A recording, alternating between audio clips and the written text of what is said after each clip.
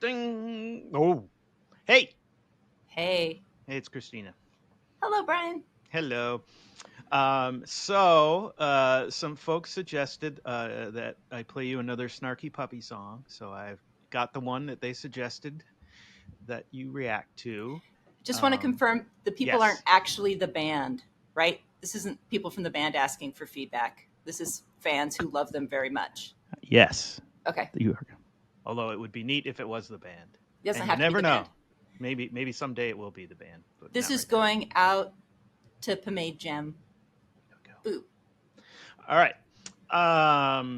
So again, this is another one where they've recorded the whole thing in front of an audience in a studio with headphones on, and there is no overdubbing, and it is all live. And their fans made sure to tell me that they actually tour with this whole group too. Do they do house days? I don't Do know. they rent I think out they like do. the Econo Lodge? That's a lot of people to tour with. Yeah, I think they actually do quite large venues. That sounds really fun. I'm picturing them now in like a Bob Dylan touring bus. Yeah, or maybe like Mahavishnu Orchestra or something. So leaving aside the fact that the tour complications do kind of suck me in. Yes. The other thing that I'm sucked in by is that a lot of times when people are playing in the studio to maximum effect, they are doing something that's really layered to create something that feels really live. And that's how you get some of the amazing textures or room sound. There's a sense of like you do something that wasn't everybody there all at once, or there's just different sessions that happen to get something that feels live when you're done. Like you did the thing that had the two thingies, the two bands the last time. Yep. So, okay. So I think about there's a place where you can take that where it's really overproduced. And then there's the jazz ruthlessness, which is, hey, everybody, balance yourselves. We're just sticking two pencil mics on the ceiling. And what happens is what you get. So it feels like they're doing it in between, where they're going after live. They're going after some of it's rehearsed, some of it's improvised. But also, like if they're doing this, they're tracking. So I'm just really intrigued by how different the final, and I'm not going to, like, we'd have to get into the weeds with their producer to find out how different the final thing is from what we're about to see. Right. Okay, I don't need to let it go now. But yeah. My understanding it's they're known for pretty much it being pretty darn live and not overly layered or anything. So what you see is what you get in the best sense of the word. Yes, but they're also exceedingly good at it and have, they probably have a ton of preparation that goes into it. They're high executors. Yes. That would be so. Okay, are you ready? Okay. Okay, here we go. Thanks.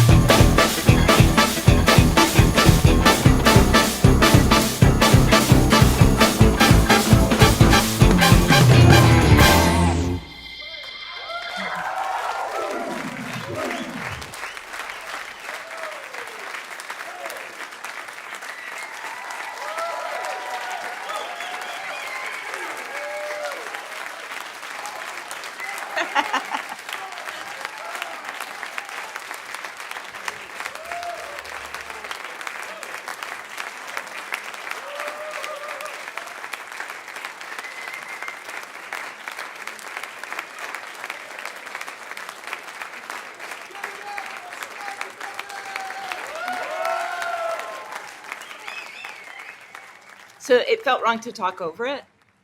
Sure. And here's stuff that I heard. And Yeah. again, Yeah. to do kind of a musical social locating, jazz trained, played some jazz in my 20s professionally, worked as a musician for 10 years, and jazz has been part of the thing, but over time have grown into more of a singer-songwriter bend and mostly doing that. So when I say what it reminds me of, that's because I have to go all the way back to the 90s and the 80s to be able to pull. So, but who I'm hearing as I'm listening to it is I'm hearing Michael Becker and I'm hearing Mike Stern, and I'm hearing a lot of the stuff that was going on in the 80s. And it could be that is just because that is my frame of reference, but it could also be because that's where they're pulling from. I think that there's probably both, but Yeah. I hear the same stuff. Yeah, because I was listening to a lot of fusion jazz in the 80s and It 90s. feels super fusion jazz. So things Yeah, that I'm seeing or hearing when I'm listening to them. And by the way, the keyboard player was like heart and soul shooting for the moon, and he did it. Yep. I found myself, because we headed into this with him saying, "Go listen to this one," but also me kind of like I'm looking at the logistics of just moving that many people. I've played in setups that were not quite to that level of a cast of that. Actually, no, I've been in bigger circuses, but so I'm going in there listening for what they're doing. And here's kind of how I'm understanding. It's not just jazz fusion, it's studio fusion. So again, like when we started off before heading in, I think it wasn't recording, or maybe it was, but I was talking about kind of the ruthlessness of a jazz recording, where they're going to give you a fabulous room and they're going to make sure you're balanced and they're going to set up those room mics, and it's as ruthless as classical. This was interesting in that they're not recording room sound. I mean, even the listeners were wearing these. Yes. And what I felt like I was watching was kind of a, I think about studio musicians often being jazz trained, but often also being kept on a leash pretty tightly. Like they're in there and they can do anything the first time. And that might be good for the client, but sometimes I think possibly, I don't know how artistically satisfying that always is. Sometimes I'm sure it's super awesome, but the day brings what it brings. So this felt like people that are jazz trained studio musicians making a piece of art that is satisfying to them musically. And I was also listening for all the parts, and when I couldn't see video of the parts that I could tell were synth generated, I was just between you and I was like looking for who's doing the part. Because so for example, like that bass drum sound that had a key line over it was the rhythm keyboardist. And I also want to just call out for the two of those keyboard players that the ability to play together and stay out of each other's face or out of each other's timbral range. They did a great job. You don't usually hear people doing rhythm keyboards, but that's exactly what was going on, especially for the place where it kind of dropped out to being a keyboard-based drum thing. And it's not that there wasn't the drummer playing kick drum, but it was a layered patch of keys and kick drum. And but I spent a lot of time going, where's that coming from? And then I spent a fair amount of time going, okay, that's percussion, and we have a drum set. And then finally they're like, okay, here's the percussion person with all the toys. Yep. So the skill was there, the accuracy was there, but also the going for it was there. And so I think that's one of the things too that sometimes happens with jazzers who can play anything is they sometimes rest on their chops laurels. And so being able to find that place where you're kind of tipping the sailboat over as far as you can tip it. It felt to me like somebody doing like some amazing run on a skateboard or something and pushing it, and then he landed. Yeah, he played the edge, and he was as delighted that he was playing his edge. So very inspiring, very fun to watch. And what they're putting together is really layered and really intricate and really manually made. So it just requires a very high level of skill. Yeah. But I also, again, like in my own trajectory of going for simpler, that requirement of playing what you hear and not getting away with spew. That would be another category called the sins of the jazz community who've gone through training. But I didn't hear that. I mean, it had a lot of heart. Yeah. And it also felt like, so in that sense of like kind of combining jazz with contemporary influences with studio chops. It was also fun hearing stuff that kind of came in with like this epic grandeur with the horns, Yeah. um, like which would make sense for again studio music with film. So it was uh, them combining their influences and combining what or the composer. I mean, that's the thing is like, so I think this is kind of a long tangential riff on what I heard in there. But Hmm. if this is a regular crew of people that are playing together, as opposed to just hired guns, which is another kind of not sad part of being a studio musician, but usually it's a community of people who kind of know each other and can play by feel with each other. But it's not a band. It's, so assuming this is kind of a somewhat loose confederation of artists, uh, I think they have like a core, and then they bring in friends. some friends and some guest musicians and things who Yeah. kind of yeah.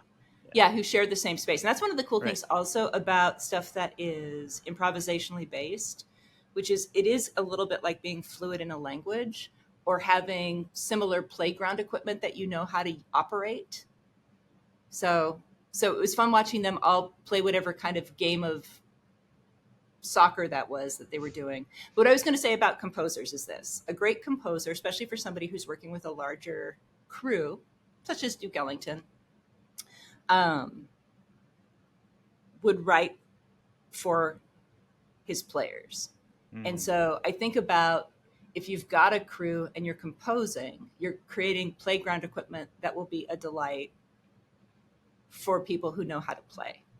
And so that was also awesome too. Like I didn't feel like there was any tension. It felt like people, again, going for it, but also it's a recording, so you don't want to tank it. And I don't know if we were watching like take 5 of this. I mean, that's the other thing about studios. Even if you're doing this style, which to me feels like they're trying to close mic it so they can mix it, but not close mic it so they can airbrush it. Right.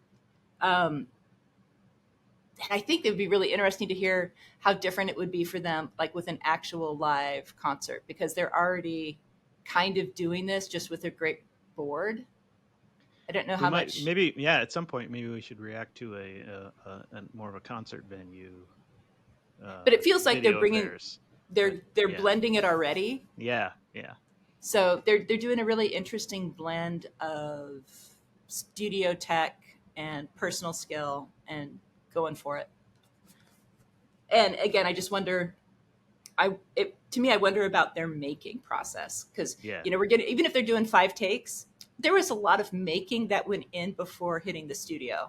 Mm-hmm. This was not just throw a lead sheet in front of people and give it a couple runs and there you are. But it had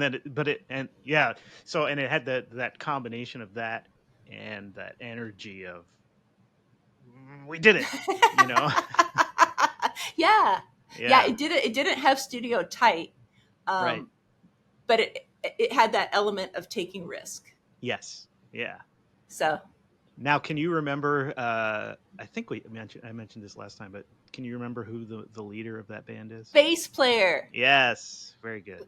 Yeah, and he had a something in front of him, but I don't know how much. Like I wouldn't have assumed he was playing the bass part during the keyboard breakdown. Right. Though it looked like if he's doing like a MIDI thingy, a MIDI interface of some type. Who knows?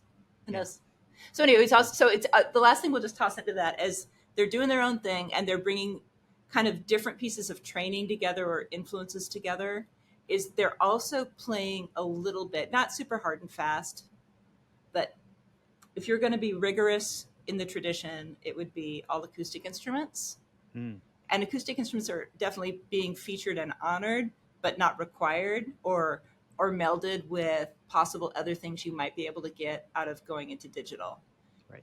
So just to really go over here and come back, people are trying to figure out how to do online shopping and brick and mortar and what's the relationship. And I feel like sometimes we're trying to figure out how to do the same 2 things with still like analog and the goodness of live with the power of all the possible toys you've got in the digital realm for music. And this is one person doing their own swirl cone. All right, there. Yes. And Yes, I think that's part of why it's resonating with people too, because it's it's tapping accessible. into, yes, it's The other thing is accessible. Yeah. they're not using that many chords, and I don't hold that against them at all. So I will say, I'll just throw this out. So it's interesting hearing them carry the tradition forward and what they're pulling from the tradition and what they're blending and not being super legalistic with. Like when I just said, well, if we're going to play jazz, it has to be all acoustic, and, and it's all live takes. They're bringing that, they're bringing it, and in terms of keyboards, they were doing Battlestar Galactica, which is very 80s, when you've got like a keyboard for every sound you might possibly want, and it required two of them to be able to get to every possible sound you might possibly want. What am I going off on? There was one other thing I wanted to pull forward, and it wasn't that it looked like there was a Hammond on stage. I'm gonna have to let it go. Maybe I'm gonna have to let it go. Okay. Letting it go. The other thing I really enjoyed was, like during the keyboard solo and what was going on with the percussion, and the two of them together was just made me smile. It was just, well, and it was wow. actually the other keyboard player was providing some of that percussion. Like he's holding his head, just shaking his head as he's staying, very near, very co-creating, but also out of his timbral range.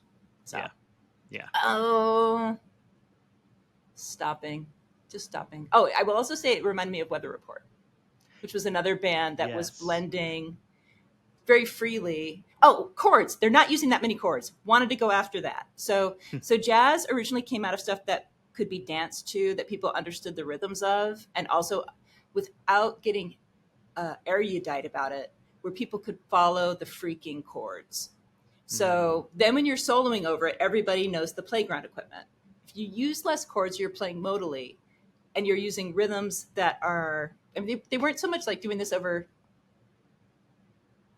house music, but the rhythm that they were using, and rhythm is obviously part of jazz, but there's a place where you can be explicit or implicit with how you're approaching time and playing together.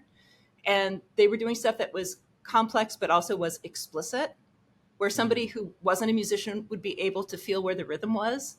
Right. No offense, but we're not off in Bill Evans land. And the other piece would be when you're doing something. So either people need to know the song that you're improvising over, or if you are doing more color washes, I think it's easier for them to follow the lines. And I definitely it was funny. I was listening and I was thinking about how you tend to play music. This is a long run on about this, but no, this is good. People asked for it.